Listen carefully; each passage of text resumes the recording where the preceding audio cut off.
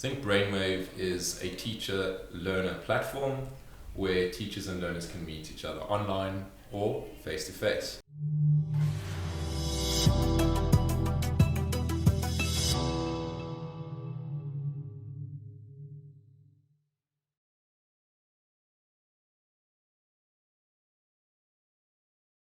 With me today, I've got Roland Clavent from ThinkBrainWave, a very interesting company that I'm excited to introduce to my audience. Roland, thank you very much for being on the show today. Thanks very much for having me, Francois. Roland, tell us maybe the elevator pitch. What is ThinkBrainWave? ThinkBrainWave is a teacher-learner platform where teachers and learners can meet each other online or face-to-face. Yeah, I think that's a very important aspect. We've now realized there's a lot of pressure on the education system and people needing to go online. I mean, it's like we needed a pandemic to show us the benefits of working online. But the fact that your company and the platform that you've created also allows for face-to-face interaction, I think is really beneficial to the way forward in education. What do you think? Indeed. You know, we've been looking at this for the last 7 to 8 years. I remember sitting in Wits when I first studied, and we calculated that something like this would happen 2020, 2021, 2022. Yeah. We had a crisis in 2007, 8 and 9. So 2008 was your first shock. 2009 was the second shock, which is bigger than the first two shocks summed together. Yeah. So what we calculated was every 7 years there's a bit of a cycle. Mathematically speaking, it's pointless going into it now. But by 2014, 15 and 16, we should have had another crisis. But because of the size of 2007, 8 and 9, it would skip a generation, I guess you could say. Okay. Or it'd skip a cycle. So we said, okay, something would happen in 2020, or something happen in 2021, or something happen in 22, and it would escalate accordingly for the next 3 years. And as we see, we've got coronavirus, or COVID-19, which is ravaging through our planet. And what's lovely in the sense of the word is that we've actually prepared for this. With this platform, you've got teachers that can meet their learners online. Learners can stay at home and they can isolate themselves. They can also watch video content, so teachers can record content. Mm-hmm. They place it online in a secure repository, and learners can peruse this content at any time, go through their tests, prepare for the exams, and be ready. Yeah, because one of the issues we're going to have in the future is maybe not everybody being isolated at the same time, but if you're feeling ill, there's going to be more of a responsibility on you to rather stay at home. Correct. Whether you're the teacher or whether you're the learner, that doesn't really matter. When you're at home, you still want to continue your education. Quite right. And you don't have access to the physical classroom. And what I've seen is happening with many teachers is they're afraid of creating content for an online space. So if you have a blended approach to it, where you can actually just record the lesson that you're currently teaching in class and upload that content onto a repository, yes, and the learner that maybe stays home will have access to that content. Is this something that the platform does? That's exactly what it does. Okay. And it's not only limited to that. We've got about 9 to 10 different phases that we're going to roll out. Okay. What we use is A/B testing. So we've got, let's say, 1,000 users. We'll expose 500 of users to certain new functionality. Mm-hmm. If the users give us feedback that is not positive, we don't actually use that functionality and we work on something else. Yeah. So there was a 5-year rollout, but this whole situation has accelerated things by at least 6 months to potentially 12 months. All right. So I'm not sure if you heard about the Western Cape Education Department. Yeah. So they're looking at some sort of contingency plan, working with ThinkBrainWave, and they're looking at the online video content, and they're saying, right, well, we need something that can take group classes, and what we currently have is a 1-to-1 ratio, right? But this is something that we can turn a switch and it'll be ready in 2-3 days. But that was not something that we wanted to just launch out to the masses, but as we can currently see, there's a demand for a many-to-one scenario, where a teacher maybe sits in the classroom and teaches an entire class who's sitting in their different locations at home, but they're all tuned in at the same time. And then, of course, you can also still have some learners in class. Exactly. And in the same time, the ones that are in class, and you have got the learners at home, everybody tuning in at the same time, which I think is going to be very important for the way forward. Just tell me about the current system as it is, because I know teachers, like I almost want to say from the time that I was in school, I knew teachers doing extra lessons after school, like just to supplement the income. And tutoring is a very important aspect for many teachers, especially in mathematics and physical science and stuff like that. There are tutor centers set up across the country, across the world, because there's a demand for extra lessons. I don't know quite if the demand is for extra lessons. Not to be rude at Francois, but it comes down to the bell curve.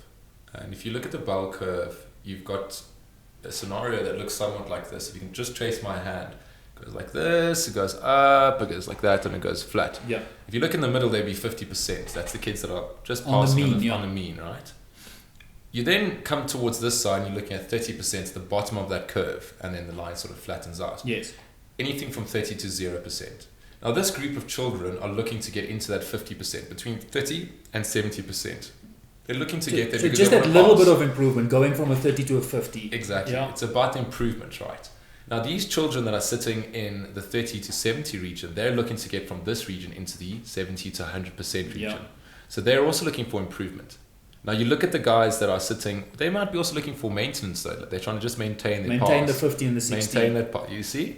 Now, the guys that are in 70 to 100 are not looking to just maintain, they're also looking to compete. Yeah. Because they're competing for positions in university, perhaps. They're competing with social friend groups. You know, your top tenors, they all want to stay up top. So I can tell you that I had tutoring right the way through. I remember I used to go there pretty much on a daily basis for extra maths, whether it was for Afrikaans or English and science. I had a lot of extra lessons just to maintain those marks. I didn't want to drop below the 70% mark, you know? Yeah. So, as I understand the system, that it provides an online space for teachers who would want to do these extra lessons and the extra support for tutors, as it is currently. Well, it's changed somewhat because of this whole scenario. Yeah. Let me be honest with you. This thing started in 2012. And it was a pet project while I was studying engineering, and I enjoyed it, and then it started to grow. So I started to get more customers, and I started to hire some of my mates. So my girlfriend at the time was working with me, and it just became an administrative burden. Yeah. So how it evolved was in 2017, I started developing the software aspect, the platform, to manage it and scale it.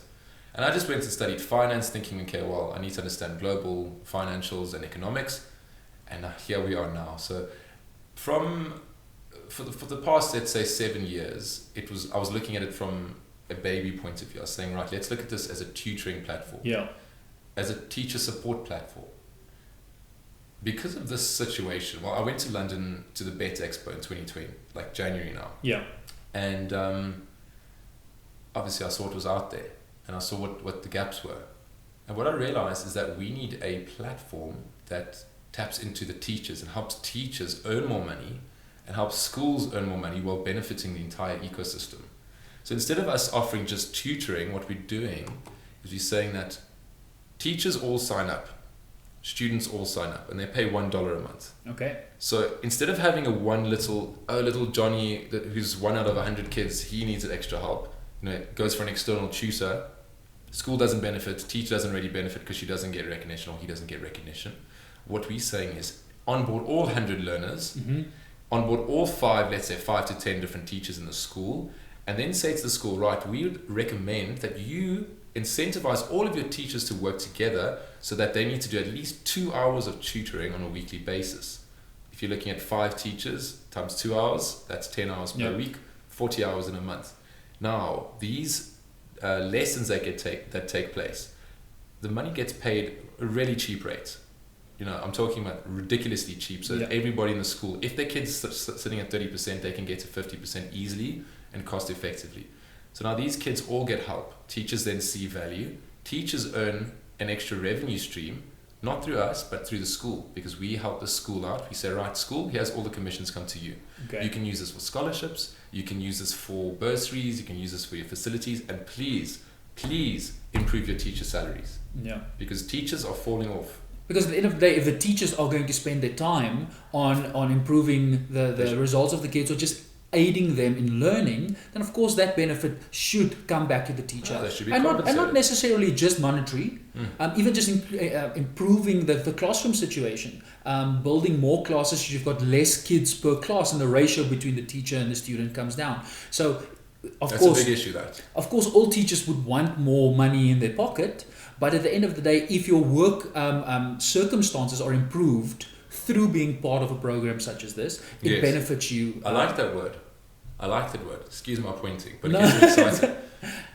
That's the whole idea. This is no longer a tutoring business. This is a program. This is something that the government should have actually thought about, I would say. Like, why didn't they not come up with something that actually helps the entire ecosystem of education? They don't have to. They've got the private enterprises to fund, I guess you could say. So luckily we've got this scenario, and we will only build on it and grow. Yeah. No, I absolutely like this. Now, tell me, what is it that you still need for ThinkBrainWave? Who would you like to onboard, be part of this program? It's difficult. It's a very broad question. Yeah. Very broad. Let's say within the next 3 to 6 months, who would you like to onboard onto the system? I'd like to get some ambassadors. I'd like to get people like yourself. I'd like to get backing, not necessarily financial, but government backing. Yeah. So I'm not sure if you read, but the Department of Trade and Industry, they sponsor all of my expos to go abroad and try and expand the business. Good. Okay, and it's not just about expanding the business, it's about learning what else is out there and bringing it back home and implementing it here. Because from a technology point of view, it's not the most difficult thing for us to implement what we see there. Yeah.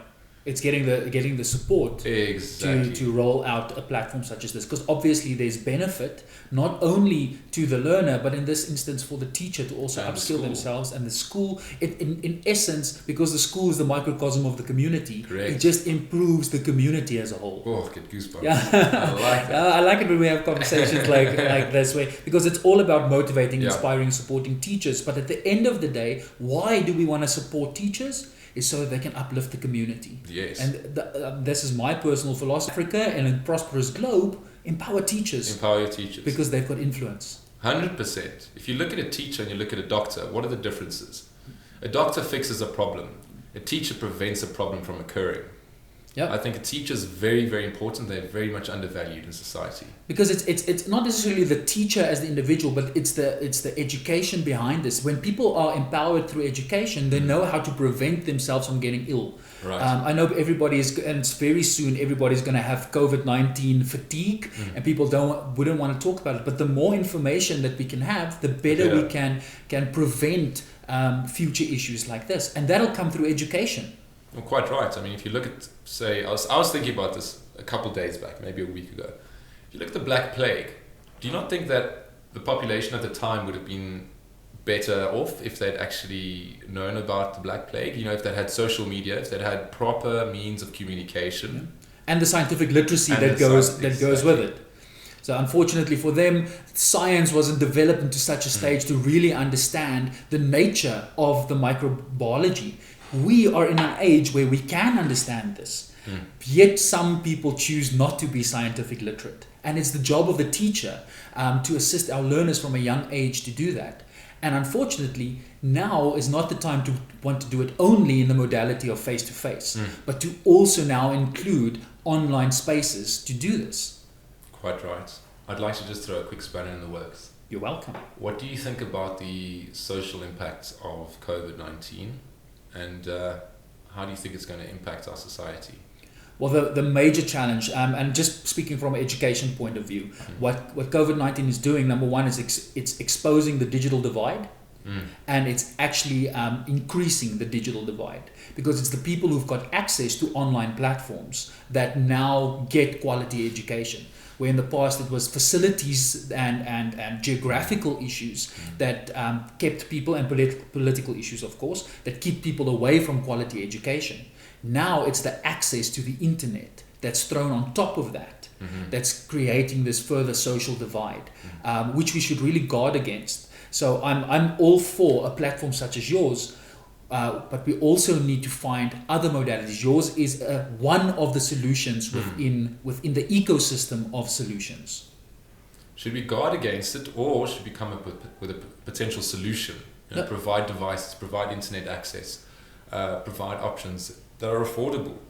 I think we're often still thinking in the iron age where it's all about protect our resources and kick everybody else out. Why don't we start thinking in more of utilitarian mentality and think, why don't we share our resources together? You've seen this whole bog roll or toilet paper situation where folks they walk into the shop, fill their trolleys with toilet paper.